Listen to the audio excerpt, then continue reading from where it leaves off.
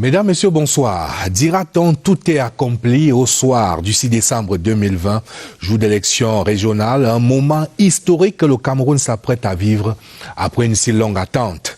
L'État unitaire décentralisé, gravé dans la loi fondamentale, la Constitution du 18 janvier 1996, connaîtra ainsi une sorte d'apothéose avec la mise en place des conseils régionaux. En même temps que va s'ouvrir une ère nouvelle et presque révolutionnaire, le statut spécial des régions du Nord-Ouest et du Sud-Ouest, avec pour corollaire une réforme en profondeur de l'État.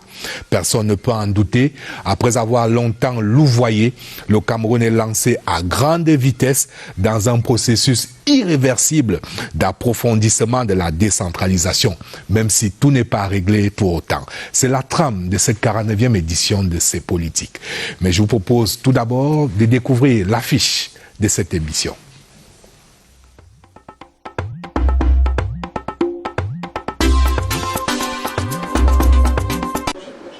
Quand on parle de transfert de compétences de l'État vers les collectivités territoriales décentralisées au Cameroun, il est une référence. Professeur Jean-Claude Tioa a commis tout un ouvrage sur le sujet, paru aux éditions L'Harmattan en 2013. Agrégé des facultés de droit et lauréat du concours CAMES 2009, il est l'actuel inspecteur général au ministère de la décentralisation et du développement local. Le natif du Onkam, dans la région de l'Ouest Cameroun, a eu effectué plusieurs missions à l'étranger sur la décentralisation. Sa voix a fait écho lors du grand dialogue national tenu du 30 septembre au 4 octobre 2019 à Yaoundé. Mola Léonard et Jani Koulou est intervenu dans la commission décentralisation et développement local. Le politologue a toujours milité pour l'amélioration de la gouvernance locale dans les régions du Nord-Ouest et du Sud-Ouest.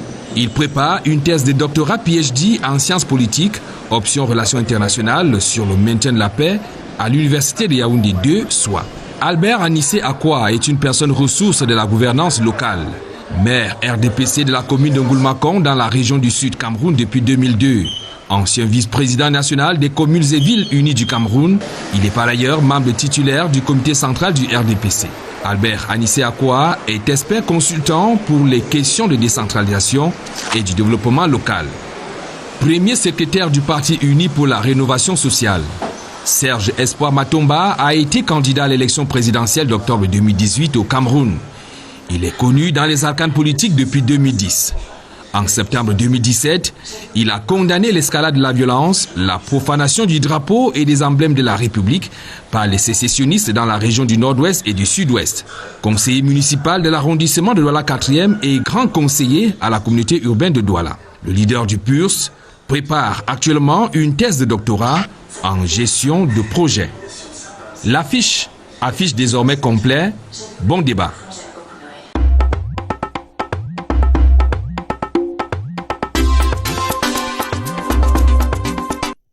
Pour être plus précis, Étienne Pascal Azéguel, l'affiche affiche presque complet, puisque nous continuons d'attendre le maire Anissé Akwa, le maire de la commune de Ngoulmakong et vice-président sortant de l'Association des communes et villes unies du Cameroun, le maire Akwa qui en ce moment même en pleine joute électorale sur les hauteurs du Mont Koliada au Palais des Congrès, où se déroule en ce moment même l'élection pour la présidence nationale, où on attend toujours de savoir qui de Augustin Tamba ou de Aboubakar Abo ravira la confiance des maires à la suite du maire Émile Anzé. L'élection est donc en cours. On espère que le maire Anissé Akwa, aussitôt qu'il aura voté, pourra rallier directement ce studio du centre de production de la CRTV en Baladeux. En attendant, nous allons confirmer donc la présence effective sur ce plateau du professeur Jean-Claude Tioa. Bonsoir et bienvenue. Bonsoir, Aimé Robert. Je voudrais d'entrée de jeu vous poser une question relative à la disponibilité des locaux où devraient siéger donc les conseils régionaux. Le ministre de la décentralisation et du développement local vient de boucler une tournée nationale à la recherche de ces locaux. À l'entame de sa tournée, l'optimisme n'est brillé guère. Est-ce qu'au terme de cette tournée, on en sait davantage? Ou alors, au lendemain de la session de plein droit projetée pour le 22 décembre, les présidents frais moulus des conseils régionaux vont se retrouver SDF? Alors merci Aimé Robert, je pense que les conseillers régionaux nouvellement élus ne se retrouveront pas hors de SDF, comme vous le dites, non. En effet, et vous l'avez si bien dit, le ministre de la Décentralisation et du Développement local a effectué le tour des 10 régions à l'effet justement de rechercher des bâtiments dignes, susceptibles d'accueillir nos conseils régionaux. Sa tournée a été bouclée avec la phase du nord-ouest à Bamenda, où justement on peut retenir que de bâtiments importants ont été retenus. Une liste d'au moins 3 bâtiments par immeuble, par région a été retenue.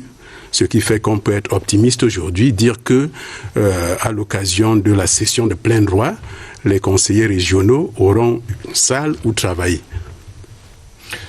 Voilà qui est rassurant. On attend de le vivre, mais encore faut-il être élu. Et on a sur le plateau Serge Espoir Matomba, dont le parti est en lice. Votre parti fait partie, donc, pour ainsi dire, des 13 formations politiques en lice pour ces élections régionales. Bonsoir. Bonsoir. Dites-moi, de vous à moi, votre parti politique en lice pour ces conseils régionaux, parce que vous y croyez vraiment ou alors parce que vous vous préparez déjà 2025 et qu'il faut continuer d'entretenir dans la mémoire collective l'ancrage de votre parti politique?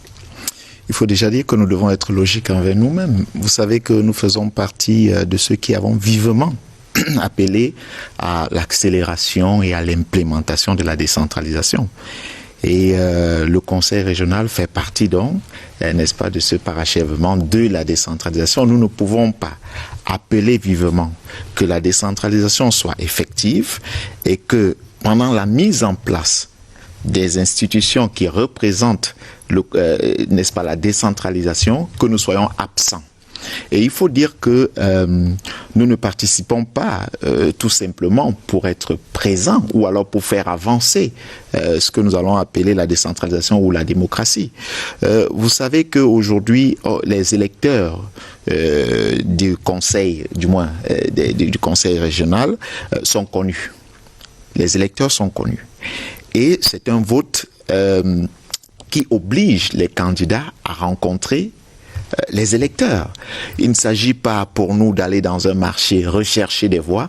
On sait exactement qui vote et je ne vais pas ici vous faire lire dans une boule de cristal en vous faisant déjà remarquer que vous avez vu, on sort là des tribunaux parce que en réalité plusieurs formations politiques ont donné le mot d'ordre et n'ont pas été respectées. C'est pour dire que nos candidats iront, ils sont d'ailleurs sur le terrain en train de rencontrer les électeurs et espèrent évidemment bénéficier. Vous nous rappelez dans quel département le PUR c'est en lice? Alors le PUR c'est dans le Mbami-Noubou, dans le Nkam et dans le Nyon-Ekele.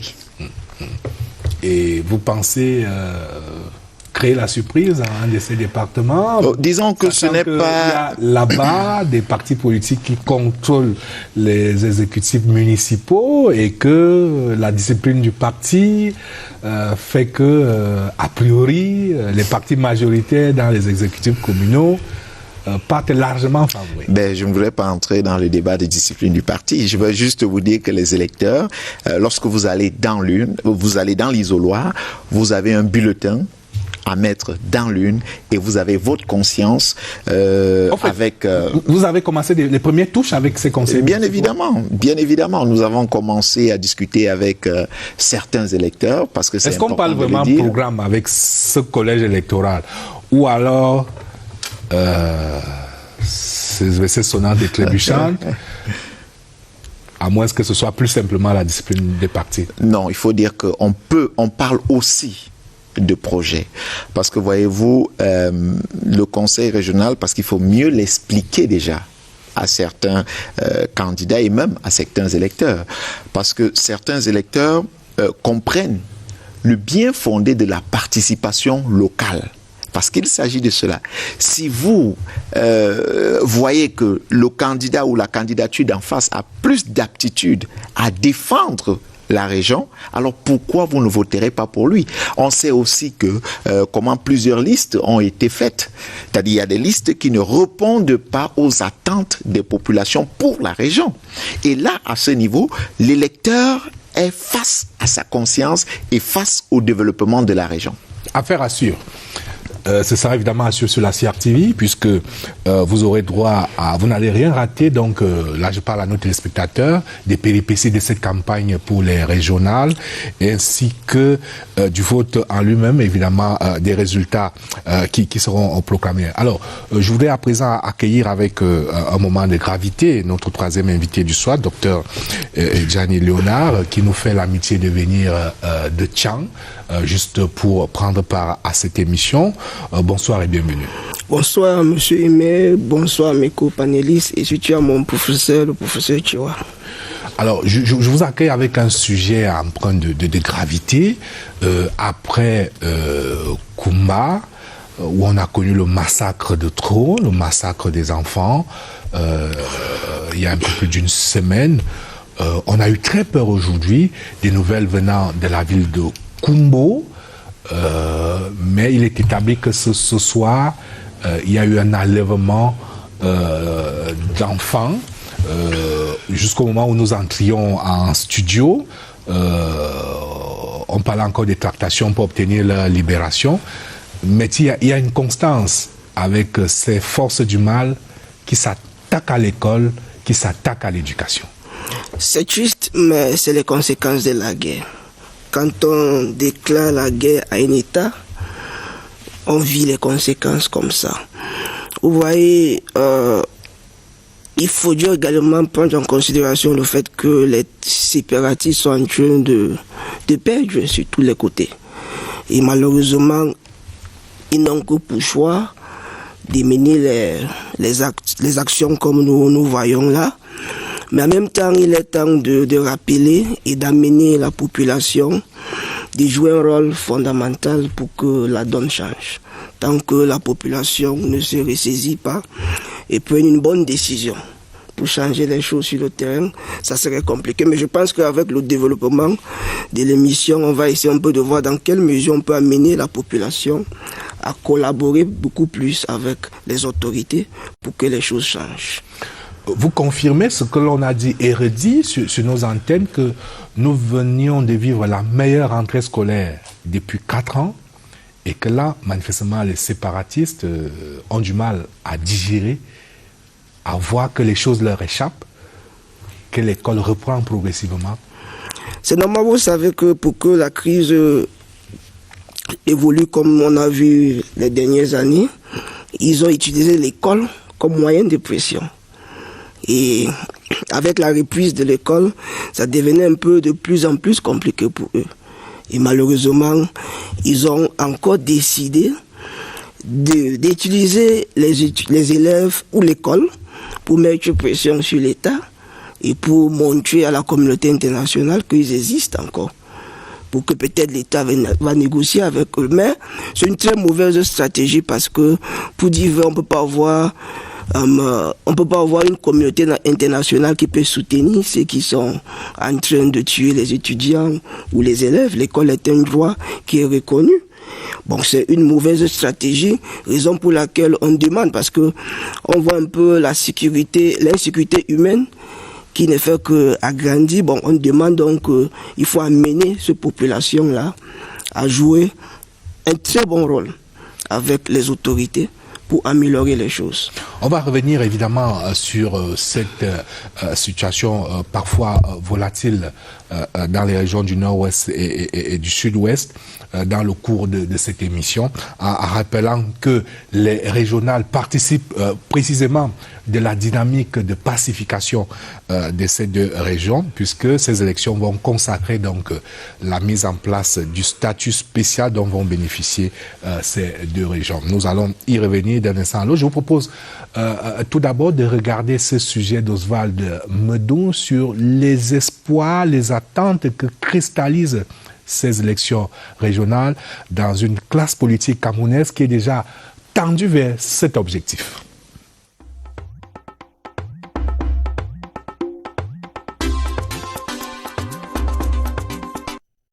Plus que quelques semaines, le Cameroun empruntera un tournant décisif de son histoire.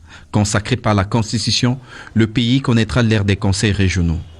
Les élections régionales sont à voir comme une opportunité qui permettrait justement de conforter le pays dans son identité politique. Pour les spécialistes, l'avènement des conseils régionaux, c'est cette dernière pierre qui manquait à l'édifice décentralisation. Il y a des actions à dérouler sur le plan économique, sur le plan social, sur le plan culturel. Il y a lieu de comprendre que juste après, la face du pays va devoir changer. Tout ce que les politiques attendaient. La mise en place des structures va certainement apporter une visibilité plus claire sur le développement local. Et le ministre de la Décentralisation et du Développement local, Georges Langobam, de préciser que la décentralisation est avant tout un outil de promotion de la démocratie locale.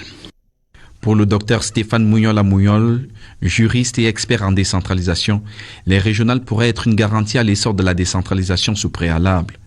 Le premier étant que les populations, à travers leurs conseillers municipaux, se reconnaissent dans les délégués choisis et que ceux-ci portent effectivement leurs doléances au sein de l'Assemblée régionale.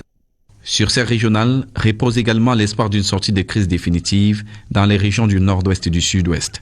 En termes de retour à la paix, l'échéance électorale à venir est une grande opportunité dont les dividendes politiques devraient être capitalisés. Et au-delà des dividendes politiques, il y a des dividendes économiques et sociaux extrêmement importants. Pour qu'on puisse résoudre les problèmes, il faut tenir toujours compte des spécificités des gens. Je crois que c'est une meilleure approche. Et comme pour clore le débat et rassurer définitivement, le président de la République déclarait fort opportunément que je crois fermement à cet égard que l'accélération de notre processus de décentralisation va permettre de renforcer le développement de nos régions. J'ai, dans cette optique, prescrit la mise en œuvre des mesures nécessaires pour concrétiser rapidement cette réforme majeure. Ce qui a le mérite d'être clair.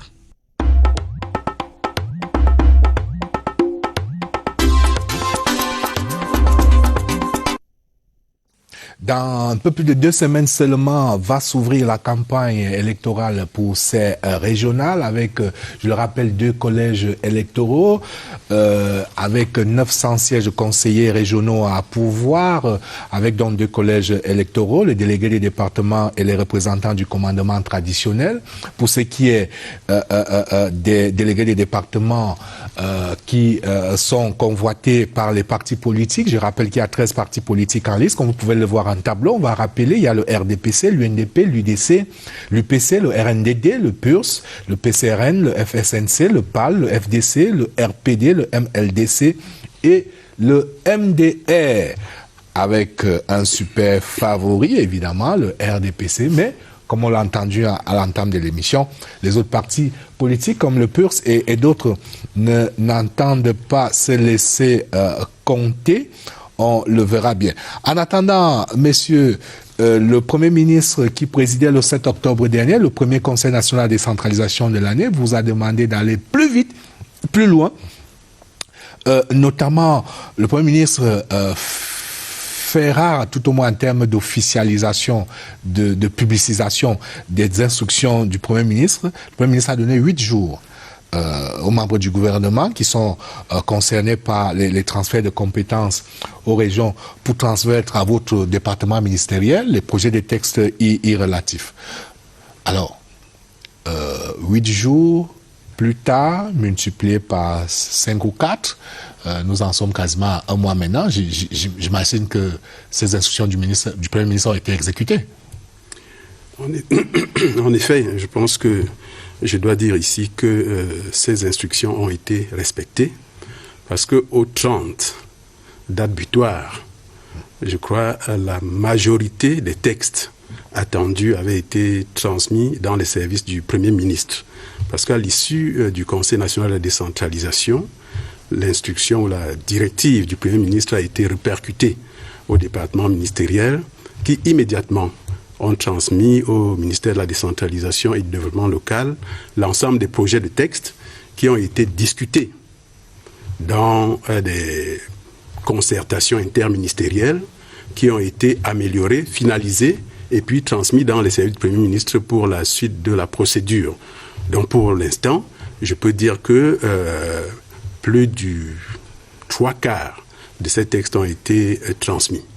Alors il y a les transferts de compétences, mais il y a aussi les textes d'application de la loi, un peu la Bible, la loi du 24 décembre 2020 portant Code général des collectivités territoriales décentralisées. Et on a bien vu tout au long de cette année que l'absence de ces textes d'application a empêché de pouvoir dérouler, de pouvoir appliquer pleinement ce code, a privé certaines collectivités territoriales décentralisées de leurs droits, on va dire.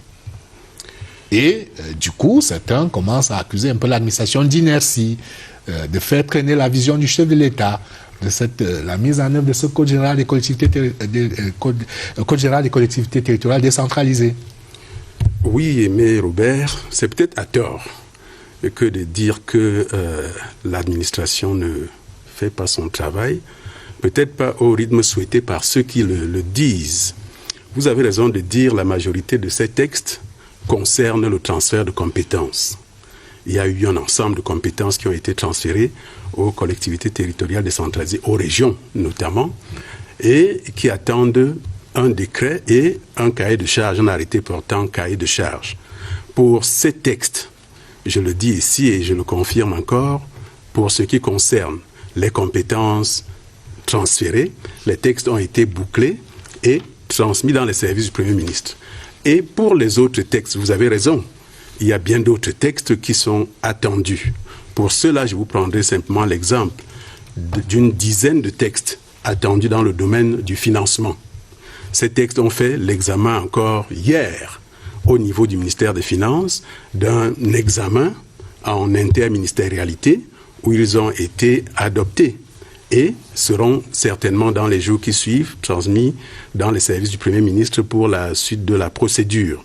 Et retard, je ne pense pas en réalité, parce que les régions ne sont pas en place. Les régions seront mises en place à partir, disons, de la session de plein droit. Ah, mais la crainte, c'est que les retards qu'on a accumulés, qu'on a observés à tort ou à raison sur les communes, la crainte, c'est qu'on peut les observer sur les régions. Donc, on s'attendait peut-être à ce que tout le dispositif soit prêt, de sorte que les conseils régionaux puissent simplement dérouler une fois que les conseils régionaux seront mis en place. Il n'y a pas de crainte, parce que ce qui est supposé être un retard dans le cadre du transfert des compétences aux communes ne l'était pas véritablement. Bon, on ne va pas refaire ce débat. Avançons. Oui. Avançons. Donc, cap sur les régions. Sur les régions, je confirme, Aimé Robert, que l'ensemble des textes attendus seront prêts avant l'entrée en fonction des conseils régionaux. Ils ont été préparés, ils ont été transmis pour la suite de la procédure. Je vois ces Espoir Matomba faire l'amour. Oui, j'ai du mal à comprendre ce que dit le professeur quand j'ai souvenance que les régions ne devraient pas avoir place aujourd'hui, en 2020. Les régions existent depuis la modification constitutionnelle de 1996. Et il faut dire que les premiers tests qui sont arrivés, des tests d'application, étaient en 2004. Et là, on a attendu 8 ans pour avoir les premiers tests. Et là, on a attendu encore 15 ans pour avoir, n'est-ce pas, la nouvelle loi, le Code général de la décentralisation. Donc, quand j'entends le professeur dire que tout sera prêt, j'ai envie de dire qu'on met toujours la charrue avant les bœufs. J'ai toujours l'impression que l'élaboration des tests chez nous répond, n'est-ce pas, au caractère de l'élaboration des projets, la non-maturation des projets. C'est-à-dire, on n'est pas sûr d'aller jusqu'au bout, les projets ne sont pas matures, mais on avance quand même. Là, tout à l'heure, la question d'entrée m'a un peu fait sourire. Vous vous rendez compte qu'aujourd'hui, le ministre se déplace pour commencer à réfléchir, pour pencher la réflexion sur les locaux qui vont accueillir le conseil régional. C'est quand même grave. C'est-à-dire, on dit, On a une élection qui se tiendra le 6, mais on n'a pas encore les locaux. Là, on a certainement instruit les maires de trouver les locaux. Ils vont certainement trouver les locaux, mais on ne peut pas continuer dans cet amateurisme. Il faut à un moment donné qu'on se dise et qu'on pose les problèmes sur la table tels que les problèmes doivent être posés. Parce que dire qu'on va commencer aujourd'hui à revoir les tests sont en cours pendant que depuis 2019, parce que là ça fait 2 ans pratiquement. Un an. On entre dans la 2e année. Non, un an quand même. Le code général, c'était en décembre 2019. Le 24 décembre 2019. Donc, un an, une année. Décembre 2019. Donc, on sort du grand dialogue pratiquement en octobre 2019 et le code voit le jeu en décembre 2019. Il faut d'ailleurs saluer la célérité avec laquelle ce code général a été mis en place, quasiment un mois après le grand dialogue national. Autant il faut saluer cette célérité, autant effectivement on peut se poser des questions sur le fait que une année après, on attend encore tous ces textes d'application. Vous savez, je peux peut-être féliciter quelques acteurs qui ont travaillé dessus, mais pas saluer la célérité. Vous savez que ce code ressort pourquoi? Parce qu'il y a une crise. Tout à fait. Et il faut une réponse précise à cette crise-là. Mais pourquoi il n'est pas sorti avant? Pourquoi il n'a pas évité cette crise? Il s'agit de cela. C'est pour cette raison que je suis reparti en 96, parce qu'il faut le dire, la modification constitutionnelle de 96 vient de la tripartite de 91. Après cette tripartite, on a donc la Constitution qui est modifiée, on a les premiers textes qui arrivent en 2004, 8 ans plus tard, et on a les prochains qui arrivent en 2019, 15 ans plus tard. Donc on ne peut pas parler ici de célérité. Ce qu'il faut dire, c'est que les régions doivent voir le jour, et ceci urgemment pour parachever, évidemment, le processus de la décentralisation. Et non seulement voir le jour, il faudrait qu'on se rassure que les compétences sont véritablement transférées. Oui, je voudrais reprendre la parole pour faire quelques petites précisions, notamment sur les dates qu'indique le président. 96, modification de la Constitution. Nous sommes d'accord avec vous. 2004, les premiers textes. En juillet. Rappelez-vous que nous sommes dans le cadre d'un processus. Vous comprenez bien le sens. En 2010, on a les premiers transferts de compétences aux communes. Mais on a parlé de ce semblant de lenteur. Parce que justement, entre-temps, qu'est-ce qu'on fait? On met en place les institutions chargées du suivi et de l'évaluation de ce processus. Là, on est en 2008. Et c'est pour cela que je disais que ce semblant de retard observé pour les communes ne le sera plus pour les régions parce que c'est... Dans tous les cas, vous n'aurez pas d'excuses. Hein. Je le sais. Je le sais. Vous n'aurez pas d'excuses. Je le sais parce que justement, ces structures interministérielles sont en place désormais et sont à pied d'œuvre. L'ensemble des textes dont je parle ont été examinés dans le cadre de ces commissions interministérielles et seront validés et transmis à qui de droit pour sanction. Alors, on va voir en tableau juste quelques compétences transférées aux communes. C'est un large spectre de compétences qui est consacré par le Code général des collectivités territoriales décentralisées, qui doit donc être transféré aux communes. On va, comme cela, énumérer quelques-unes dans le champ de l'action économique.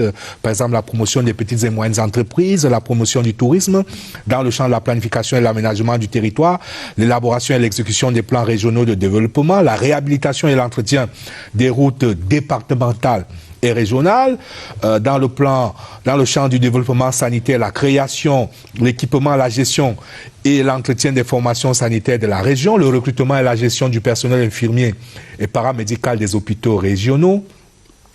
Dans le champ du développement éducatif, la création, la gestion, l'entretien, la maintenance des lycées et collèges de la région, le recrutement et la gestion du personnel enseignant et d'appoint des 10 établissements.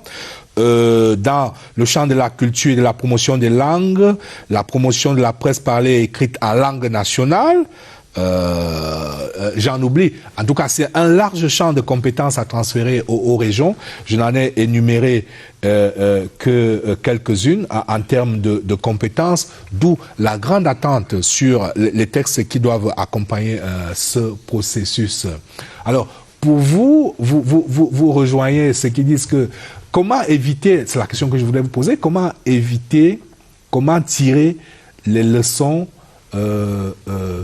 apprises du processus au niveau des communes pour qu'au niveau des régions, on aille plus vite, plus sûrement, plus confortablement? Je me dis qu'il faudrait d'abord prendre en considération une bonne volonté politique, parce que c'est de ça qu'il s'agit. Si vous prenez la Constitution dans son article 55, alinéa 2, vous allez vous rendre compte que les domaines que vous avez énumérés là sont énormes, et ces domaines aujourd'hui sont gérés par l'État central.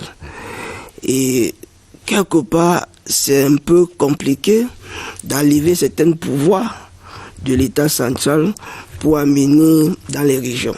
Bon, il faut une bonne politique qui doit répondre à la réalité sociopolitique dont nous vivons aujourd'hui.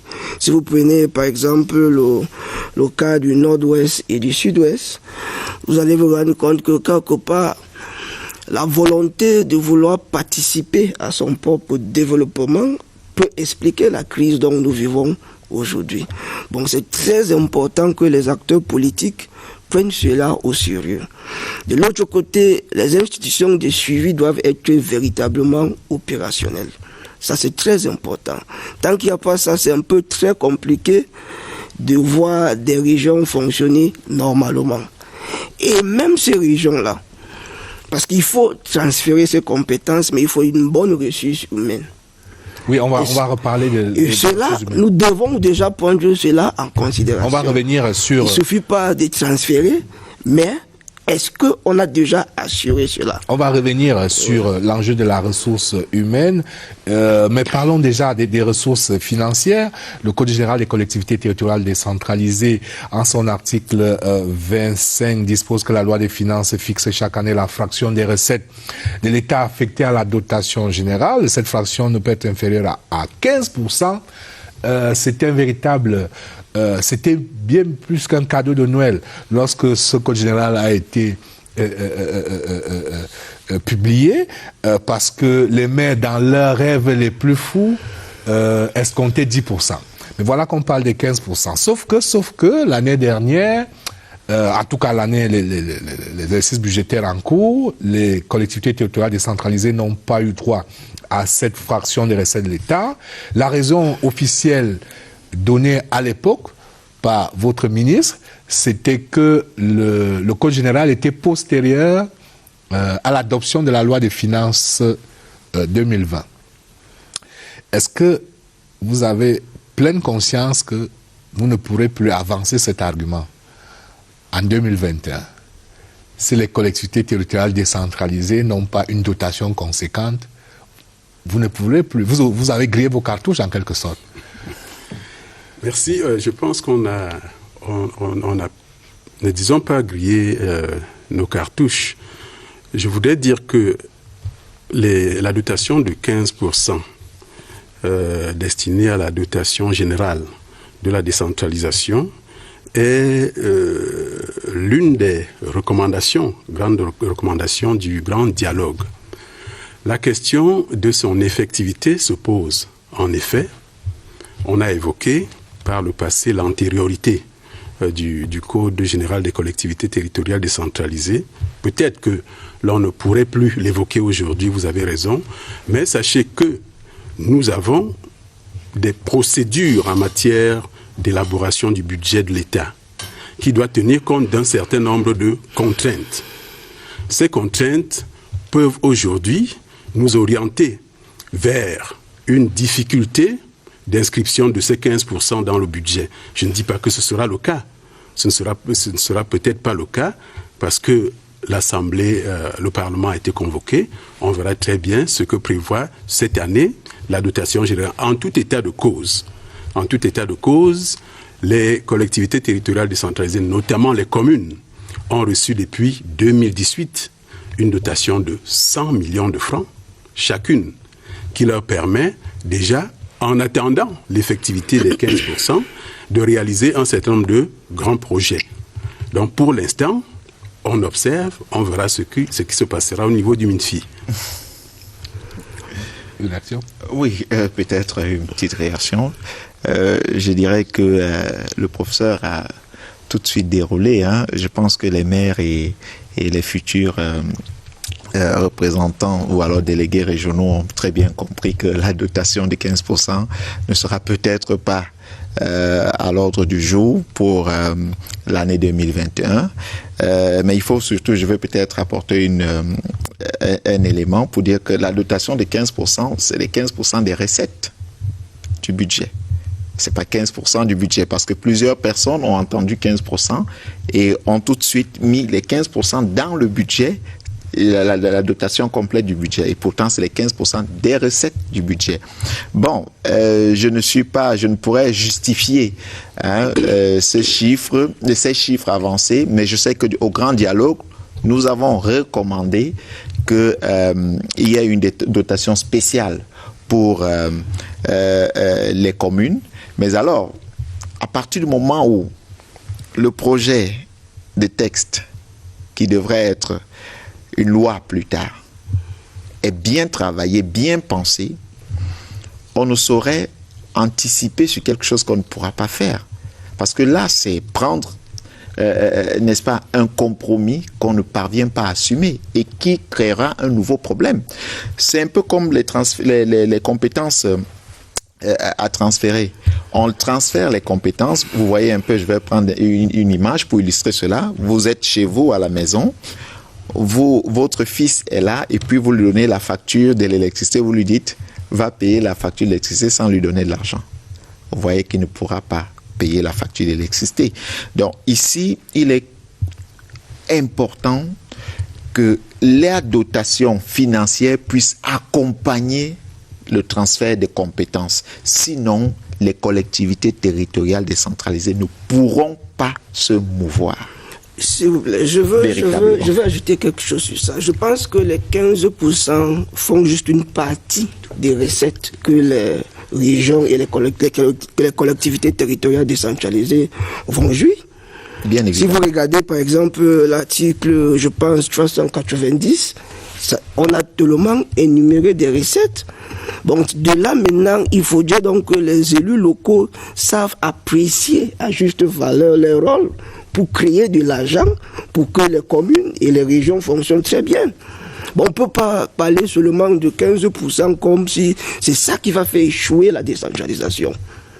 Il faut donc amener les gens à comprendre les différents moyens, mais raison même pour laquelle il y a eu un fonds national de fiscalité qui doivent accompagner les collectivités territoriales décentralisées. Mais lorsque vous êtes la fiscalité locale, bon, pour les communes des grandes agglomérations, bon, elles sont bien servies, elles peuvent lever l'impôt, elles peuvent mobiliser des recettes, mais il y a un certain nombre de communes dans des zones rurales. Ils peuvent emprunter de l'argent, c'est énuméré dans la loi. Oui, il y a plusieurs moyens, mais il faut juste savoir apprécier donc les lois qui existent pour que les communes fonctionnent très bien et les régions. Oui, pour ça. Oui, je voudrais faire une précision par rapport à ce qu'il dit si bien.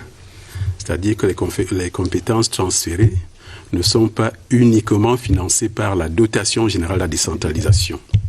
La dotation générale de la décentralisation participe du financement partiel de la décentralisation. Cela suppose quoi?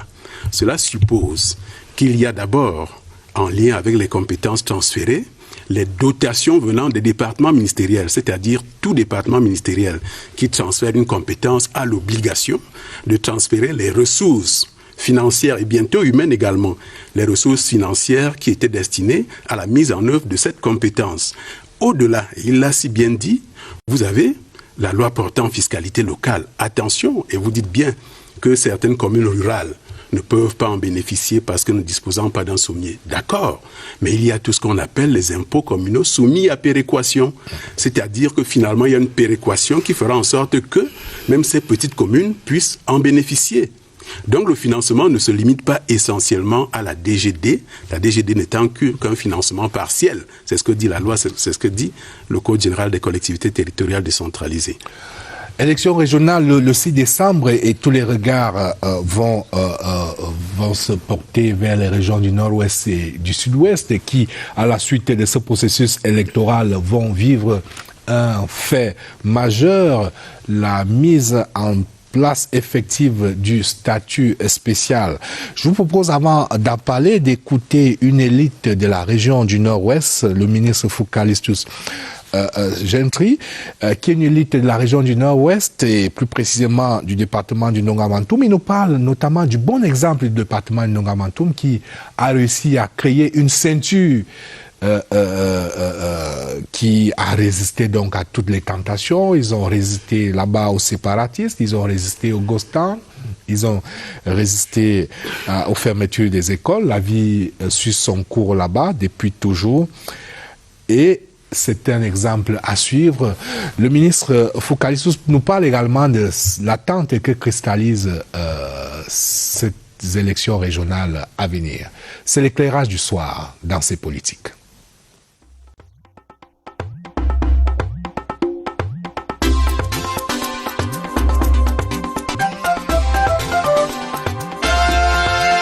Quand j'ai vu la qualité des candidats qui se sont présentés, je parle des anciens ministres, je parle des anciens directeurs généraux, même certains directeurs généraux en poste, je parle des directeurs dans l'administration, je parle des hommes d'affaires, je parle des chefs traditionnels renommés de première, deuxième classe, tout. Je pense que c'est quelque chose qui va tourner une autre page dans l'histoire de notre pays. Et je pense que vu qu'il y a une administration, un gouvernement central, l'administration au niveau des communes, il y avait ces lacunes au milieu. Je pense que ça va beaucoup aller dans le sens de résoudre les problèmes actuels, puisque c'est un problème régional, ce n'est pas un problème des arrondissements. Et toutes ces personnes viennent de tous les arrondissements des deux régions. Ils vont se retrouver soit à Boya, soit à Bamenda, et ils sont mieux placés pour gérer, pour vivre avec ces problèmes, pour trouver les solutions, pour parler avec les populations. Ils sont davantage mieux placés que nous qui vont quitter Yaoundé pour aller en région pour peut-être 2 semaines ou 1 semaine, et ils vont mieux maîtriser la situation. Le contenu est assez dense et beaucoup de gens dans la sagesse doivent exploiter cette statut spécial. Avec 8 postes exécutifs au niveau des régions, c'est un gouvernement régional et ils peuvent regarder dans les choses des infrastructures, de santé et toutes ces choses, et le House of Chiefs va regarder les choses qu'ils ont voulu depuis. Je sais à Yaoundé, mais c'est arrivé à leur niveau. Je pense que beaucoup de gens doivent regarder les contenus et voir que le président a tenu à ses promesses pour que notre héritage colonial soit enraciné dans la vie quotidienne des Camerounais. Et pour moi, c'est quelque chose qui est vraiment appréciable. Et je veux faire appel à tout le monde de donner une chance. Je peux vous assurer qu'il y a les ressortissants d'autres départements qui fréquentent chez nous. Ils ont trouvé la paix, ils font leurs activités économiques et les enfants fréquentent. Nous, je pense qu'on avait bien averti les populations. Heureusement qu'ils nous ont écoutés. Comme élite, on les a dit, veut ou veut pas, d'ici quelques temps, l'école doit être en place. Ceux qui ont perdu 4 ans, je pense qu'ils sont en train de regretter. Parce que l'exemple de Nongamantoum, c'est l'école, c'est quelque chose qui n'est pas négociable. L'école va toujours être là. Et je pense que les enfants de Kambé, Missaja en particulier, ont gagné 4 ans. Ils n'ont pas eu une interruption dans leur vie académique. Donc, aussi sur le plan économique, nous on a dit non, et non au ghost town, au vide-mort. Nous on n'a pas ce phénomène. L'activité économique, tous les lundis, à Kambé, à Missaja et maintenant dans les autres arrondissements, c'est 7 ressortissants de ce département qui gagnent. parce que beaucoup de personnes des autres départements ont trouvé les Dongamanto comme un endroit où ils peuvent réaliser leurs rêves économiques.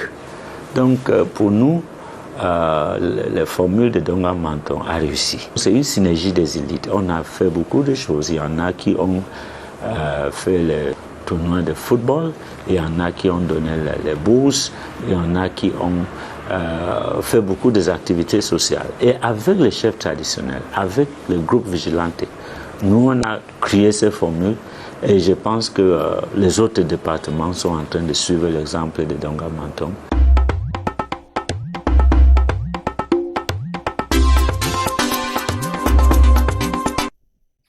Alors, docteur, un mot quand même avant de parler plus globalement du statut spécial, des perspectives du statut spécial, un mot sur le bon exemple du Ndongamantoum. Entendre ça, ça veut dire que c'est possible. C'est possible, c'est possible. On a toujours eu à demander à la population de savoir faire le bon choix. C'est très important. C'est vrai qu'il y avait eu, on peut accepter ce malaise social et économique qui existait et le fait que les terroristes que nous condamnons, c'est nous, ça il faut l'accepter. Et les victimes sont toujours nous. Quand je dis nous, je dis la population du Nord-Ouest et du Sud-Ouest. Et à un moment donné, il fallait se ressaisir pour savoir dire non à nos frères qui ont porté les armes et pour les amener à réfléchir autrement. Parce que comme j'ai l'habitude de dire, il y a développement parce qu'il y a stabilité. Quand il n'y a pas stabilité, on ne peut pas parler du développement. Et c'est ce qu'on a vu à Kambé. Parce que les gens ont compris que oui, c'est vrai qu'ils avaient des problèmes, mais ils ne pouvaient pas résoudre les problèmes en portant les armes contre l'État. Bon, c'est un exemple qu'on espère vouloir apporter dans toutes les deux régions du Nord-Ouest et du Sud-Ouest pour que ça change. Et je pense qu'avec la décentralisation, le véritable problème, c'est de savoir apporter ce message-là. Parce que la décentralisation donne quand même cette opportunité-là pour que le peuple participe elle-même à son propre développement. Il faudrait donc maintenant bien l'expliquer aux gens. Si vous prenez par exemple l'article 40 et 41 de ce code de décentralisation, vous allez voir donc que l'individu a la chance de formuler, de s'approcher même aux autorités locales, de proposer des projets par rapport à leur propre développement. C'est très important. Les associations, la société civile et même les villages, les communautés de quartier peuvent travailler ensemble avec les collectivités territoriales décentralisées. Ça veut dire donc que le peuple est impliqué dans son propre développement. Et les régions du Nord-Ouest et du Sud-Ouest profitent déjà de toutes les compétences générales concédées aux autres régions, mais en plus elles ont des compétences spécifiques qui consacrent le statut spécial. Alors, pour vous, en quoi ce statut spécial peut accélérer la pacification, le retour à la normale? Si nous prenons ce statut spécial, on va voir par exemple dans l'article 328 qui essaie un peu d'énumérer certaines choses. Oui, on peut le voir en tableau, c'est l'article 328, la participation à l'élaboration des politiques publiques nationales, la création et la gestion des missions régionales de développement, la participation à l'élaboration du statut de la chefferie traditionnelle, la consultation sur les questions liées aux politiques publiques, à la justice, au sous-système de la common law et l'association à la gestion des services publics implantés dans les territoires du Nord-Ouest et du Sud-Ouest. Quelque part, quand on prend ça en considération, on se rend donc compte que l'État a essayé d'amener ce peuple-là au centre de la décision nationale par rapport à notre sous-système d'éducation. Si on prend par exemple les revendications qui ont été faites par les enseignants, il était question de préserver donc ce système-là. C'est très important. Ils ont dit on peut aussi consulter les avocats par rapport à notre système judiciaire. C'est important. On a parlé aussi on a pris le cas du conciliateur, l'article je pense 367, qui devient une sorte de médiateur entre le peuple et les autorités. Quelque part, je pense que ça vient apporter quelque chose pour accélérer le développement. C'est vrai qu'on peut dire oui, c'est pas suffisant, mais en politique, il faut également savoir que les décisions qu'on peut prendre à un moment donné doivent être en considération avec une réalité. Qu'est-ce que je veux dire? Parce que là, il faut prendre en considération le fait que on pouvait dire, par exemple, que l'État pouvait donner beaucoup plus de pouvoir. On pouvait demander cela. Parce que si on prend, par exemple, si on prend le cas du pouvoir qui est donné à cette assemblée régionale-là, ou ce statut spécial, on voit par exemple l'article 323 avec le secrétaire général qui est nommé au sein des régions. On va se rendre compte que quelque part, il y a un peu de conflit entre lui et même l'exécutif dans les régions. Et ça pourrait causer des problèmes. Je me rappelle quand j'étais dans ce grand dialogue national, j'avais proposé ceci. Le véritable problème, si vous regardez les agitations dans les régions du nord-ouest et sud-ouest, c'était la présence centrale. Et surtout le pouvoir qui était donné entre le manque de, disons que les préfets et le gouverneur. Quelque part, ça menaçait. Mais, pour le moment, c'est ce que l'État vient de donner. C'est important que les gens d'abord s'approprient de ça pour voir dans quelle mesure on peut avancer et progressivement cette autonomie peut s'améliorer. Serge Matomba, sur ce statut spécial qui devrait être accueilli à bras ouverts pour ramener la paix.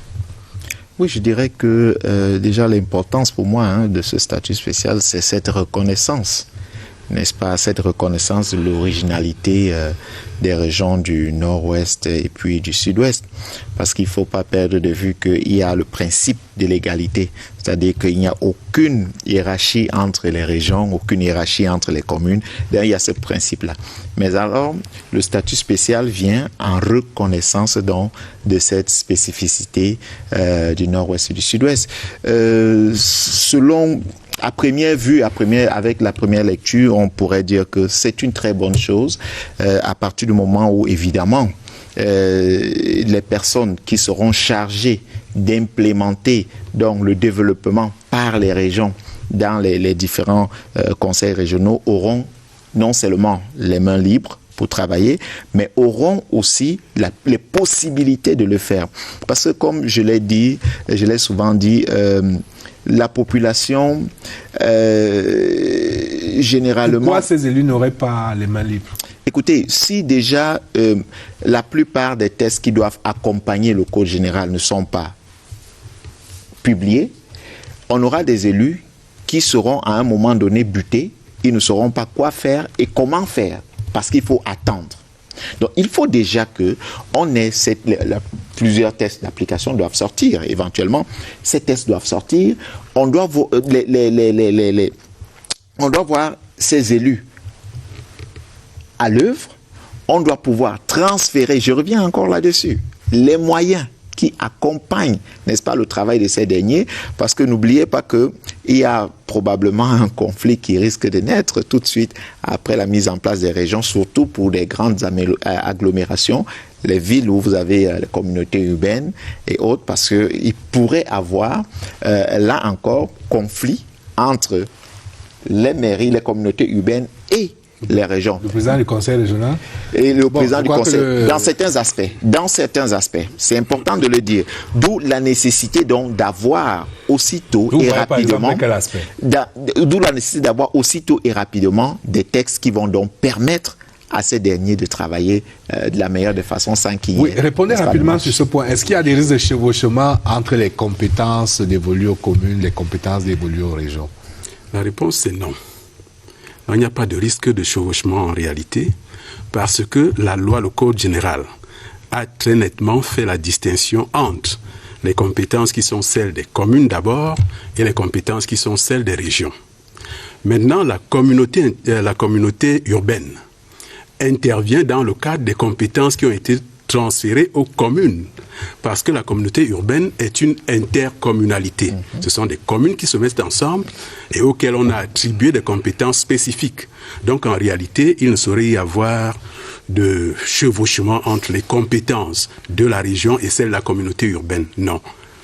Alors, je reviens, Zabou, sur l'Assemblée régionale, qui, on va le rappeler, va comprendre dans 2 chambres, avec la House of Divisional Representatives et la House of Chiefs. On va voir là comment une espèce de retour au parlementarisme qu'a connu cette partie du Cameroun. En termes de charges, j'imagine que ça charrie beaucoup de nostalgie et ça doit certainement pouvoir résoudre quand même des problèmes, hein, cette vie parlementaire. Oui, il faut accepter, comme je disais tantôt, que the House of Chiefs and the House of Representatives ensemble, ils vont travailler pour gérer des projets de développement local. C'est très important. Ils vont essayer un peu, par exemple, si on prend en considération le système anglophone, les secondary schools ou les écoles secondaires, ils vont essayer un peu ils peuvent apporter quelque chose. Mais le véritable, il faudrait aussi prendre en considération la formation des enseignants. Parce que vous savez qu'avec les enseignants, ils avaient parlé de ça, parce que bon, préserver, c'est une bonne chose. Mais là, comme je disais, je me dis, l'État pouvait encore aller plus loin. Créer, par exemple, un conseil national de l'éducation, où les 2 systèmes pouvaient d'abord siéger, et peut-être avec le temps, on pouvait trouver un système unique pour le Cameroun, peut-être. Il faut dire que c'est juste un élément. La House of Chiefs n'a qu'un pouvoir d'avis conforme. The House of Chiefs, en principe, n'a pas vraiment de fonction. Oui, ça, il faut le reconnaître. C'est pour cette raison que je dis là, ils ont juste un pouvoir d'avis conforme. Oui. Voilà. Merci. Oui, de consultation. Oui, professeur. Oui, je voudrais faire une précision par rapport à la question que vous posez sur l'importance du parlementarisme. Parce que le parlementarisme participe de l'amélioration de la qualité de la délibération. Et c'est une particularité des régions du nord-ouest et du sud-ouest. Parce que l'on a 2 chambres. Et, contrairement à ce qui est souvent affirmé, la chambre des chefs, la House of Chiefs, n'a pas qu'un rôle symbolique. Elle a compétence sur l'ensemble des autres matières traitées par la chambre de Divisional Representatives. La compétence là-dessus. Mais simplement, et vous avez raison, elle a avis conforme sur certaines questions, notamment celles relatives au statut de la chefferie traditionnelle. Et cela est important. Pourquoi? Parce qu'il y a donc cette possibilité qu'une délibération parte de la chambre des représentants des départements vers la chambre des chefs et, conclusion, en cas de conflit persistant. Et c'est ça la démocratie. En cas de conflit persistant, la chambre des représentants des départements l'emporte. Voyez, il y a au-delà de tout ça, M. Robert Aimé, la question de l'impeachment, qui est une particularité de ces 2 régions, qui participe justement de la reddition des comptes. C'est-à-dire que l'exécutif ne sera pas... Non, ces comptes seront examinés. Il pourra être mis en cause par les 2 chambres réunies. Et il s'agit là aussi d'un domaine pour lequel un texte était attendu. Ce texte est prêt. Merci beaucoup. On savoure là à l'avance. On va peut-être vivre quelque chose d'animé là-bas politiquement. On va peut-être vivre des joutes, on va peut-être vivre vraiment une vie parlementaire à l'échelle régionale. Oui, c'est vrai que ça serait un peu animé, ça il faut l'accepter. Ça serait animé, mais comme je disais, j'ai un problème à apprécier le pouvoir véritablement. Parce que si vous prenez en considération l'article 61 ou la question de préserver ses spécificités, est-ce qu'ils auront vraiment ce pouvoir de décider? Alors, l'article 328 consacre qu'il participe à l'élaboration des politiques publiques nationales relatives au sous-système éducatif anglophone. Donc, et sous-système juridique, ils peuvent être consultés. Oui. Je pense l'alinéa 2 de cet article. Oui, ils peuvent être consultés, effectivement. Vous comprenez ça? Ça pose... Mais on n'imagine pas, suivant la trajectoire de cette crise, que le politique puisse prendre encore aujourd'hui des décisions qui contrarient, qui heurtent, comment dirais-je, le corps social. Vous savez, des régions du Nord-Ouest et du Sud-Ouest. Les politiques publiques sont beaucoup plus conformes quand ceux qui sont affectés définissent ce politique-là. C'est important de noter cela. Mais est-ce qu'on n'est pas aussi là dans un malentendu parce que parce que là ils veulent légiférer alors que c'est un malentendu en réalité. Oui. C'est un malentendu parce que la politique publique de l'éducation n'a jamais été transférée aux régions. C'est une compétence qui reste au niveau de l'État. Mais compte tenu des spécificités de ces deux régions, l'État a choisi de les associer dans la définition de ces politiques. Vous voyez? Donc en réalité, la House of Chiefs. Non. La House of Divisional. L'Assemblée régionale, avec ses deux chambres, n'a pas le pouvoir de légiférer. Il ne faut pas qu'on fasse ce glissement. Il n'est pas bon ce glissement. Oui. Parce que cette compétence reste dans le giron de l'État. Sinon, on tombe dans la sécession. Hein. Tout à fait. C'est pour ça qu'il faut faire attention. C'est pour ça qu'il faut faire attention. Il n'y a pas de parlement dans un pays avec le pouvoir de légiférer. Tout à fait. Mais on est dans la politique de la progressivité. Il y a pas on ne peut pas avoir deux autorités dans un même État, c'est normal, mais l'État pouvait mieux associer. C'est de ça qu'il s'agit. Pouvait mieux associer les deux sous-systèmes. Certainement. Ce que je veux dire, est-ce qu'il ne faut pas attendre de voir, de jouir déjà de ces innovations, d'en tirer le maximum et certainement de voir les améliorations possibles. C'est vrai qu'on peut attendre, mais en tant que politologue, on a une autre perspective d'analyser certaines choses. Oui, alors je voudrais maintenant vous interroger sur, de manière globale, qu'on ne fasse peut-être pas seulement une fixation sur cette assemblée régionale qui est une grande innovation, de manière globale, sur le déroulé de la crise aujourd'hui. Si je vous pose la question, quel est l'épicentre aujourd'hui? Quelle est aujourd'hui la région où on a plus de soucis à se faire? Parce qu'on a quand même le sentiment qu'il y a une nette amélioration dans les deux régions, mais entre le sud-ouest et le nord-ouest, au jour d'aujourd'hui, quelle est la région qui doit le plus nous empêcher de dormir? Étant entendu que les deux nous empêchent de dormir comme Camerounais, mais... C'est vrai que si on prend les deux régions, d'abord le nord-ouest, je pense que chauffe un peu beaucoup plus que le sud-ouest. Comment est-ce que ça peut s'expliquer anthropologiquement, sociologiquement ou historiquement? Ça peut s'expliquer. Vous savez, Bourdon parle un peu du climat et culture. Ça influence le comportement des uns et des autres. C'est très important et quelque part, quand les gens, si vous prenez, si on enlève le Cambé, vous allez vous rendre compte que même en 90, si je ne me trompe pas, quand on a commencé le multipartisme au Cameroun, on a vu au nord-ouest c'était un peu différent. Quelque part, climat et culture peuvent expliquer certaines choses. Du côté du sud-ouest, c'est un peu différent. Je vais vous donner quelques peut-être indices, vous allez vérifier. Si vous partez, vous voyez les gens qu'on a beaucoup plus libérés ou arrêtés, ils viennent de quelque part. Vous avez la réponse? Si vous venez, vous allez vous rendre compte, par exemple, que la plupart des gars qui ont été arrêtés, même dans la crise, viennent du nord-ouest. Ou ceux qui ont été libérés. Ça, c'est un indice que vous pouvez vérifier. Vous comprenez un peu la logique. Quelque part, ça essaye un peu de... Je ne sais pas comment je pourrais mettre ça, mais... Vous pouvez le dire en anglais. Hein, non, ce n'est pas question de français ou anglais, mais je pense tout dépend de la situation réelle que les gens vivent aussi.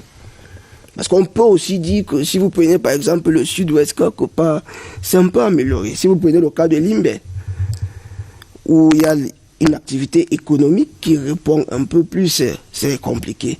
Mais si vous prenez le cas du nord-ouest, on faisait beaucoup plus l'école au nord-ouest. Et avec la crise, tout est tombé.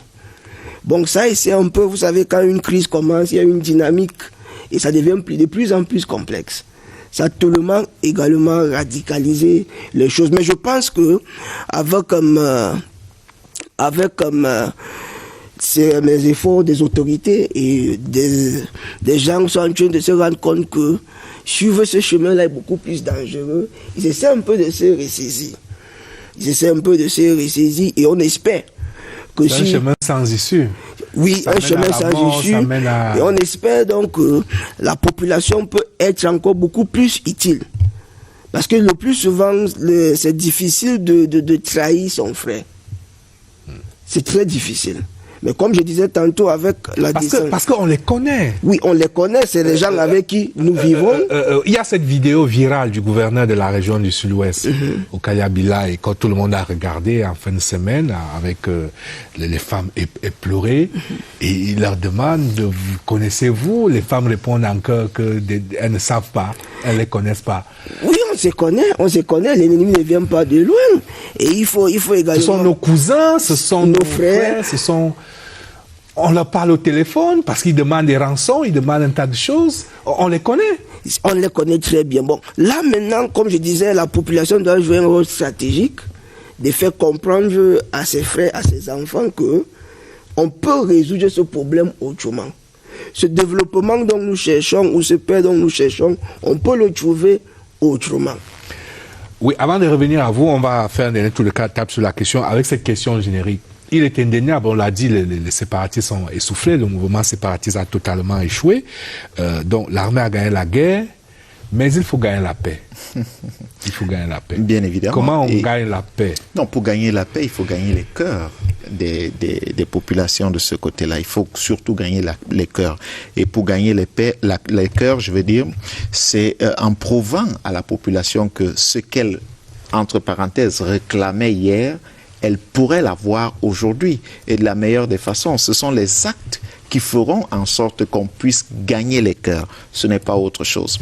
Et parce que la population, bien qu'on dise, certaines langues disent qu'elle a peur, elle ne collabore pas assez, elle collabore quand même. Parce que s'il faut dire après 4 ans, je pense que une grande partie de cette population qui croyait que cette guerre n'allait pas durer 6 mois, a fini par comprendre qu'elle risque de durer des années si elle continue, n'est-ce pas, à se renfermer. Et elle a commencé à coopérer. Mais alors, il faut démontrer et prouver à cette population-là qu'elle n'a pas tort de coopérer et qu'elle est véritablement intégrée. C'est d'ailleurs pour cette logique que quand on parle de ce statut spécial, j'aime toujours dire, attendons de voir non seulement ce qui sera mis à l'intérieur, mais comment est-ce que l'implémentation ira aussitôt. Parce que si on commence même à observer la petite lenteur qu'il va depuis l'adoption de la loi jusqu'à ce jour, jusqu'à la mise en place, n'est-ce pas, du conseil régional, on peut se dire que voilà, on peut se questionner, peut se poser les questions sur la véritable volonté de l'implémentation de la décentralisation. Mais je crois que ici, il faut gagner les cœurs de ces populations-là. Et dès qu'on gagne les cœurs, on aura gagné, n'est-ce pas, la construction du pays. Merci, Aimé Robert. Je pense que la guerre contre les sécessionnistes a été gagnée. Elle a été gagnée. Et aujourd'hui, la question qui se pose, c'est celle du grand banditisme en réalité. Parce qu'aujourd'hui, la revendication n'est plus celle-là. C'est de l'arnaque, c'est des enlèvements pour obtenir de la rançon. Mais contre cette guerre-là aussi, certainement l'armée gagnera. Mais pour une paix durable, moi je pense que les éléments sont aujourd'hui posés. Posés par le Code général des collectivités territoriales décentralisées parce que la revendication au départ, c'était une plus grande implication dans les affaires de la région, dans les affaires de la commune. Et on voit très bien qu'aujourd'hui, cette implication, elle est véritablement là. Au-delà des compétences qui ont été transférées à toutes les régions, on a vu tout à l'heure qu'il y a d'importantes autres compétences qui ont été transférées spécifiquement à ces régions-là, qui sont des compétences qui peuvent promouvoir le développement. La création, par exemple, des missions de développement participe de cela, impliquer les populations et les amener à comprendre que la gestion des affaires locales relève d'elles-mêmes ces populations. Elles choisissent leurs leaders, elles accompagnent leurs leaders, elles évaluent leurs leaders. Vous parliez tout à l'heure des comités de quartier, des comités de village. Tout cela participe justement de cette implication des populations à la gestion des affaires régionales ou des affaires locales. Donc moi je pense que le Code général fournit déjà un ensemble d'éléments qui peuvent permettre la pacification durable de ces territoires. Alors, une dernière question quand même sur le profil des hommes qui vont être les pionniers, parce que la valeur des institutions dépend aussi de la valeur intrinsèque des hommes qui incarnent ces institutions. Qu'attendez-vous en termes de profil de ces pionniers? Le premier président du Conseil exécutif régional du Nord-Ouest du Sud-Ouest, le premier président de l'Assemblée régionale du Nord-Ouest du Sud-Ouest, qui doit-il être? C'est vrai que c'est un peu beaucoup plus politique dans la mesure où ce sont les conseillers qui vont décider qui serait le prochain homme. Ou les partis. Ou les partis. Davantage les partis d'ailleurs. Mais je pense... Il y aura certainement des investitures. Oui, je pense que ça serait mieux d'opter pour des gens qui ont une bonne appréciation de la réalité locale. C'est très important parce que si vous prenez même dans ce code-là, même le budget qui doit être voté doit refléter les demandes et la réalité des régions en question. Donc si on prend quelqu'un qui est loin de sa réalité, c'est un problème. Il faut un bon manager qui peut bien concilier les aspirations des uns et des autres, et je pense que ça ira. C'est vraiment de ça qu'il s'agit, parce que avec la décentralisation, le problème c'est le développement local. Il faut donc des gens qui sont bien assis, qui peuvent mieux apprécier la réalité de leur région ou de leur commune. Messieurs, je vous propose d'aller retrouver une dame, Catherine Toulou Elanga, qui est en contact avec les internautes, et on va pouvoir dans un instant seulement recevoir quelques échos du débat tel qu'il va dans nos différentes plateformes numériques. Le temps de ce jingle, et on retrouve Catherine Toulou Elanga dans notre rubrique online.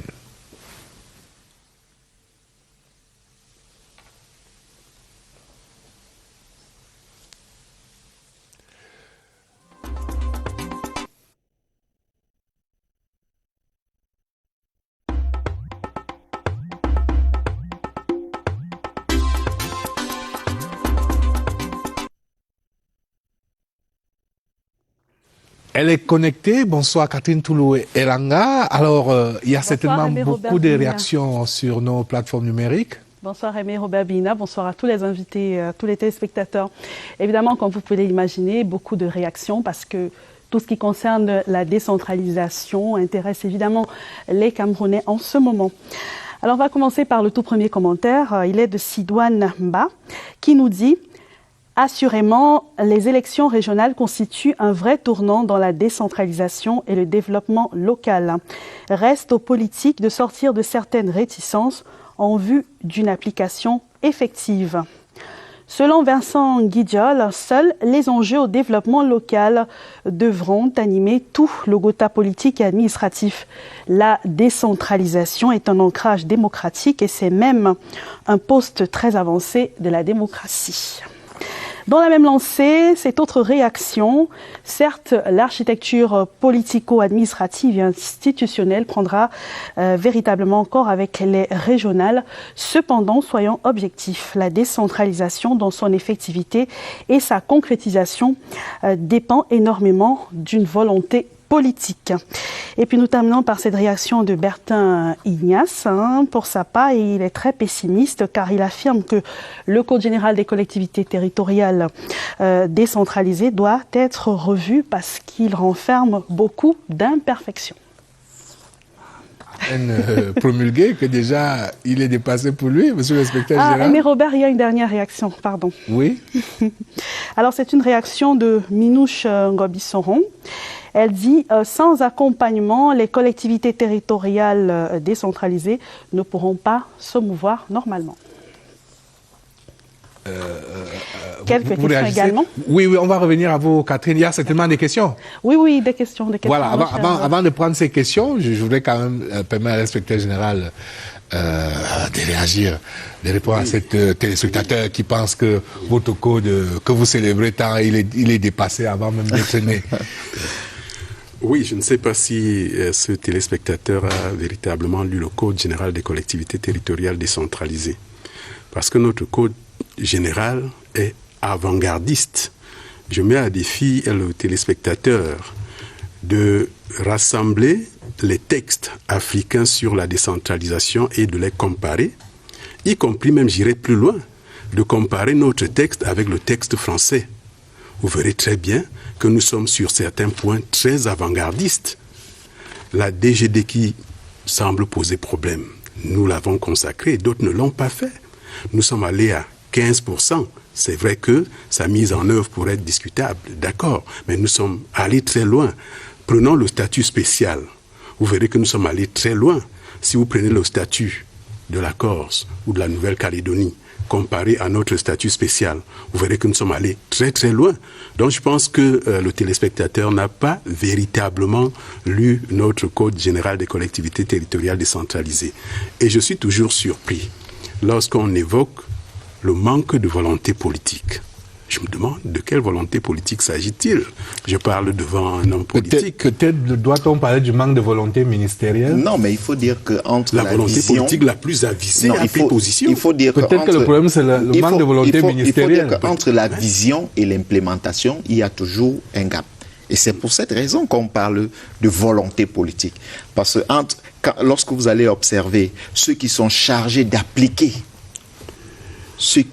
les textes, vous voyez le comportement que ces derniers ont, vous vous dites que quand même, soit ils n'entrent pas dans la vision, soit ils ont tout simplement décidé de faire selon leur volonté. Il s'agit de cela parce que lorsqu'on a une loi et qu'on a même un décret d'application et autres, et qu'on ne puisse pas vérifier sur le terrain ce qui est fait, là on peut questionner la volonté de celui qui a même eu la vision, parce qu'il est supposé et chargé de suivre, vérifier si effectivement on est en train d'entrer dans ce qui a été pensé. Là, il ne s'agit pas de la volonté politique, il s'agit de l'opérationnalisation qui peut poser problème parce que la volonté a été manifestée et consacrée dans le Code général.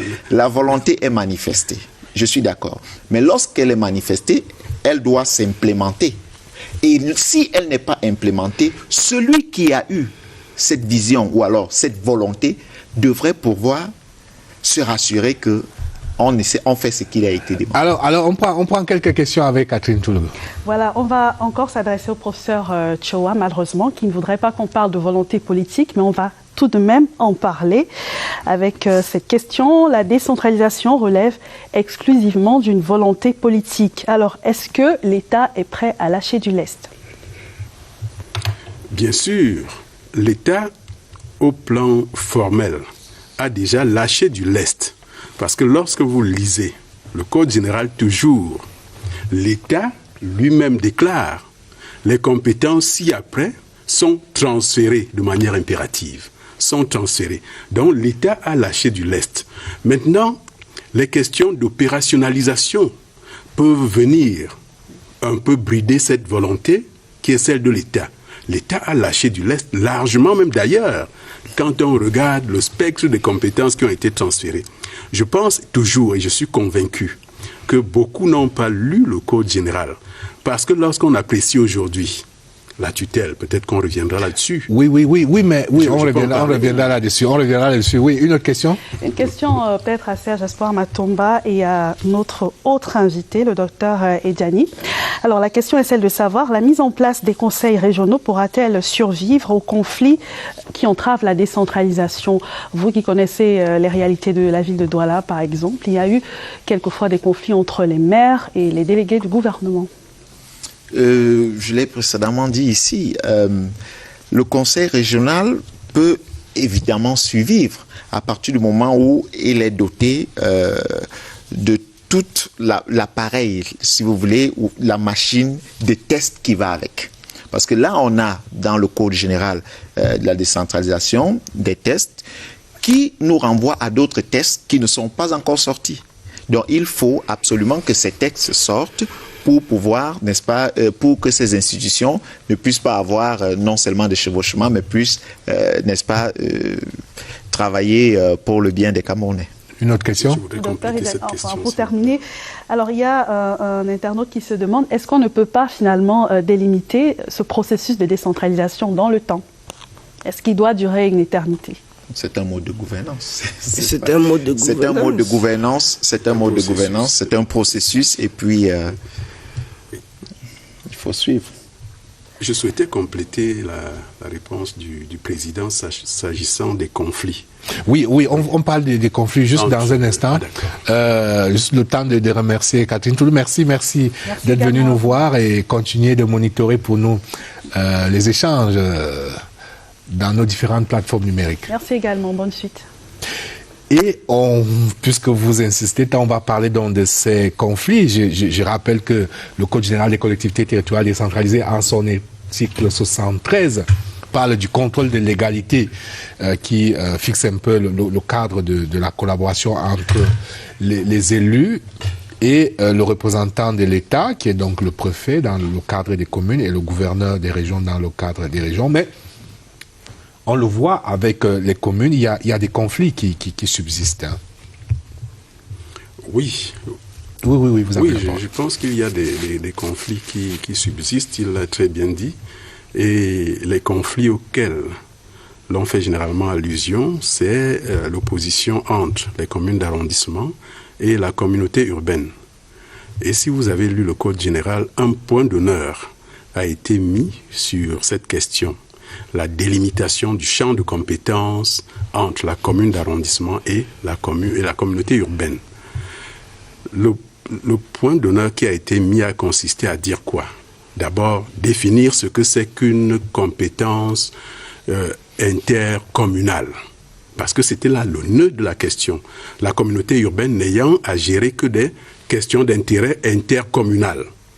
Et le Code a pris le soin de leur dire voilà ce que c'est que une compétence qui entre dans le cadre de l'intercommunalité. Et à côté, le Code, ce qui n'était pas fait dans les lois de 2004, le Code a identifié clairement désormais toutes les compétences qui sont attribuées expressément à la communauté urbaine. Cela n'était pas fait dans l'ancienne législation 2004. Mais alors pourquoi il y a des conflits? C'est une mauvaise lecture du Code par les acteurs? On a vu un maire de la ville dans une agglomération descendre dans un marché. Oui, c'est une insuffisante lecture, une insuffisante appropriation du Code général. Et c'est pour cela que vous verrez que depuis quelques semaines, il y a des sessions de formation tant à Yaoundé qu'à Douala. Je pense que vous avez participé à cela. Et la question au cœur, c'était de savoir quelles sont les compétences des communes d'arrondissement, quelles sont celles de la communauté urbaine. La réponse, elle est toute simple et la loi a tranché.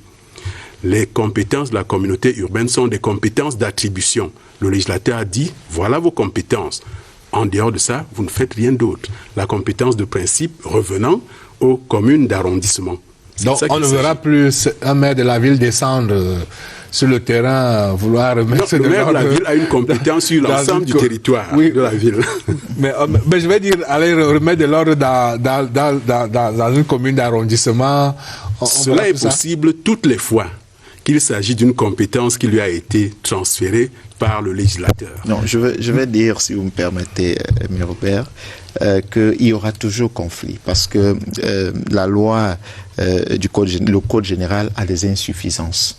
Et vous allez voir qu'il y a toujours, dans les attributions, quelquefois, on a double emploi. C'est-à-dire, on donne une compétence à la mairie d'arrondissement, la même compétence revient à la commune, à la communauté de la ville, la communauté urbaine. Et c'est un problème parce que c'est ce qui amène justement les maires d'arrondissement à être en conflit avec les maires des communautés urbaines.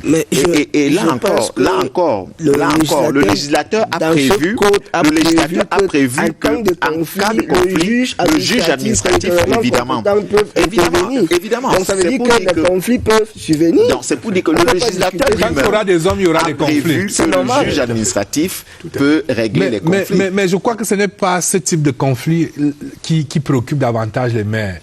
Ce qui les préoccupe davantage, c'est la relation avec la tutelle, avec les préfets et les gouverneurs. Oui.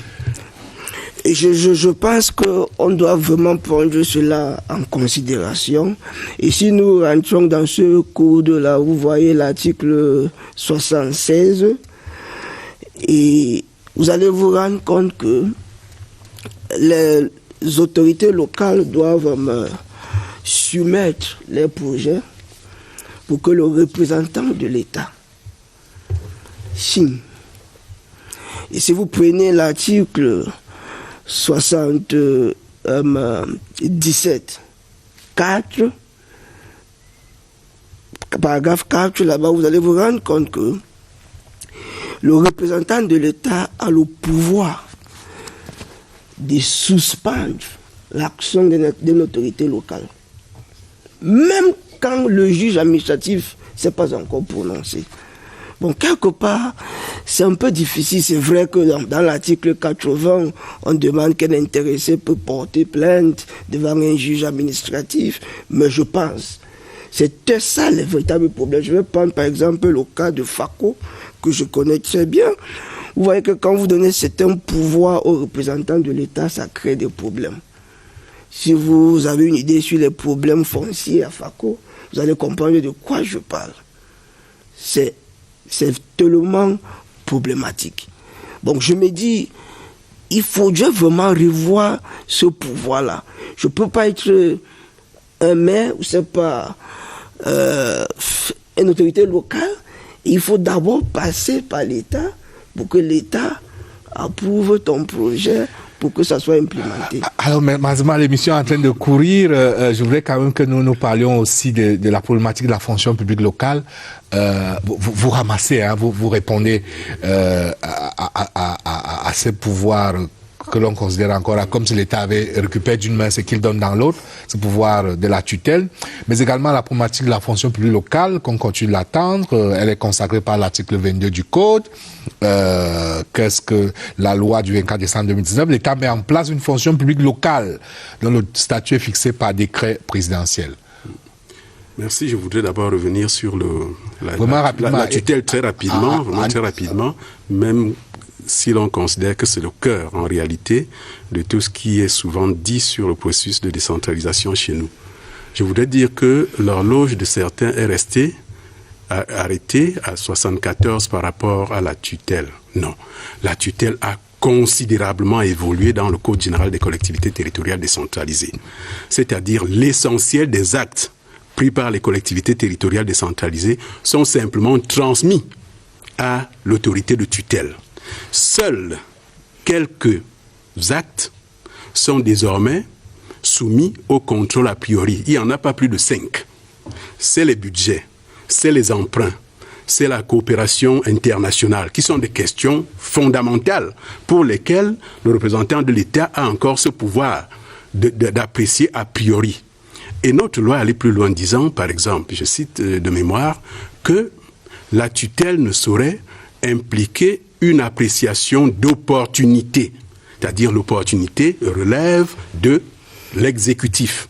Et donc, il y a la transmission qui concerne tous les actes et le contrôle a priori ne concernant que quelques matières qui sont limitativement énumérées. Il n'y en a pas plus de 5 matières. C'est dire que la tutelle a été suffisamment allégée dans le cadre du Code général des collectivités territoriales. Mais dans la pratique, monsieur l'inspecteur général, ce n'est pas vraiment ce que l'on vit. On voit dans la pratique, c'est encore trop présente. C'est encore la question de l'appropriation.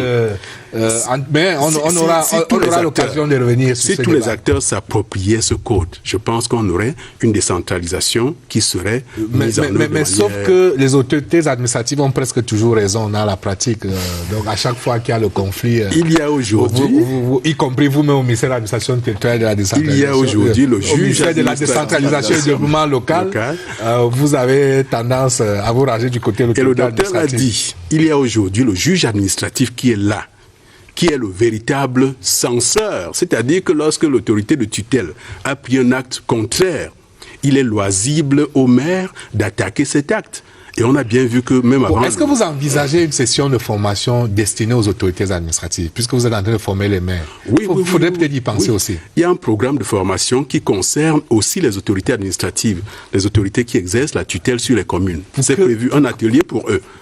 Pour qu'elles s'imprègnent véritablement de ce nouveau monde et du nouveau dispositif. Cela est prévu. Pour changer un certain nombre de pratiques et de réflexes. Tout à fait, mais cela est prévu dans les prochaines formations. Parce que peut-être le problème, c'est que le chef de terre n'est plus vraiment chef de terre. Et avec la décentralisation, qui peut tout, qui est tout. Mais bon, on y reviendra. Alors, dites seulement un mot sur cette fonction publique locale qui reste attendue et qui paralyse totalement les communes qui n'ont pas de personnel, qui n'ont pas d'expertise. Alors, cette fonction publique est prévue par la loi, vous l'avez dit, et relève d'un décret du président de la République. Là également, le décret, il est prêt, il est transmis aux instances supérieures pour finalisation. Mais cela ne plombe pas véritablement le fonctionnement des communes aujourd'hui. Il est clair que la question de la ressource humaine se pose depuis bien longtemps. Mais rappelons-nous aussi que le chef de l'État a créé il y a quelques mois, en mars dernier, 2 mars 2020, la NASLA, National School of Local Administration, qui est là justement pour la formation de tout ce personnel, en prélude justement à la mise en place de cette fonction publique locale. Donc, mais un expert m'a dit que les produits de la NASLA seront opérationnels dans 2-3 ans. Mais en attendant, qu'est-ce qu'on fait? Il faut parler au plus pressé. Qu'il y a des agents de l'État qui s'entassent à 10, à 15, à 20 dans un bureau. Dans certains bureaux, ils s'ennuient. Ils arrivent à 10 heures, ils rentrent à 13 heures. Pendant ce temps, on cherche du personnel dans les collectivités territoriales décentralisées.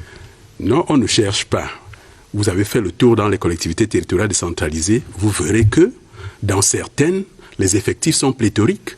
Si bien que le ministre... En quantité, le problème de la qualité peut se poser, d'où encore la procédure de recrutement qui mérite d'être questionnée pour justement atteindre le niveau de qualité qui est souhaité. C'est un vaste programme. Hein. Oui, ça nous renvoie justement à la préparation, à l'anticipation avant l'implémentation. Vous voyez que alors, messieurs, je voudrais vous prier avant de conclure de regarder notre sujet grave qui nous concerne tous, les événements du massacre de Trou, le massacre de Kumba.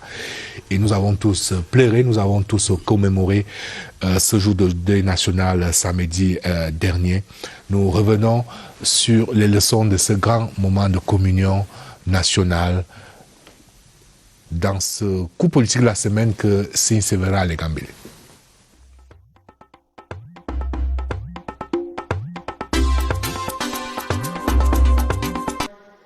Le samedi 31 octobre 2020 reste dans l'histoire du Cameroun un jour particulier, marqué par l'hommage de la nation aux 7 enfants morts dans l'attaque d'une école primaire par des hommes armés le 24 octobre dernier à Kumba dans la région du Sud-Ouest. L'ensemble des citoyens a pu se joindre à cet hommage à travers le recueillement, un temps collectif et commun permettant d'exprimer sa compassion et de manifester sa solidarité avec les victimes et leurs familles. Ici et là, il y a eu des offices religieux. La minute de silence en signe de l'union de la nation face à l'atteinte qu'elle a subie. Sur les bâtiments publics, À l'intérieur du pays et dans les représentations diplomatiques du Cameroun à l'étranger, les drapeaux ont été mis en berne. Le pays tout entier a tenu à rendre hommage aux enfants tués dans ce massacre de Kumba. Hommes et femmes, jeunes et adultes, croyants et non-croyants, acteurs politiques ou sympathisants, ont donné de la voix. La profondeur des messages véhiculés dans les lieux de rassemblement, églises et temples, est à cette occasion le reflet du sentiment de colère, soulevé par un acte qui heurte la conscience morale, le sentiment de la justice. Les méditations, les prédications et les diverses prises de parole sont allées dans le sens de la condamnation d'un acte ignoble, dont les traces marquent à jamais la conscience collective. Passé l'émotion vivement exprimée à l'occasion du deuil national d'un jour, décrété par le président Paul Biya, il va falloir manifester en plus, peut-être plus bruyamment, la convergence d'opinion dans la réprobation de ceux qui sèment la division.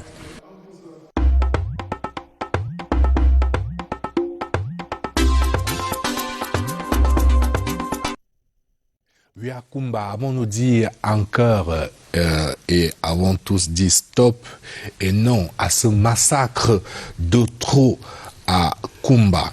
Nous avons fait le tour de l'horloge une fois et demie. Avant de conclure, je voudrais vous proposer deux ouvrages en guise de lecture. Il y a tout d'abord cet ouvrage sur la crise anglophone au Cameroun, publié chez l'Harmattan par Bobda Pierre Kamé, où l'auteur nous rend compte du déroulement de la phase actuelle de la crise depuis son commencement au mois d'octobre 2016, avec ses hauts et ses bas, et les différentes stratégies à la fois coopératives et répressives pour résoudre cette crise dans les régions du Nord-Ouest et du Sud-Ouest. Et puis il y a ce deuxième ouvrage, la décentralisation et les objectifs du développement durable au Cameroun. C'est un ouvrage de René Daniel Mintia qui rappelle donc combien l'approfondissement et l'accélération de la décentralisation constituent donc le projet majeur des autorités camerounaises pour les prochaines années, et essaie donc de le jauger et de le juger à l'aune des 17 objectifs de développement durable, les ODD. Et c'est un ouvrage à lire pour approfondir donc votre connaissance de ce sujet. Messieurs, il ne me reste plus qu'à vous remercier d'être venus à cette édition de C'est politique. Merci et bon retour à Tchan. Et merci également à Serge Matomba. Bonne chance dans cette campagne pour les sénatoriales. Merci au commissaire Tchewa. Je vous souhaite beaucoup d'énergie et d'allant pour que l'administration camerounaise accompagne pleinement ce processus avec la volonté politique claire et réaffirmée du président de la République, Paul Biya. Merci à toutes nos équipes techniques et rédactionnelles. À bientôt sur la CRTV.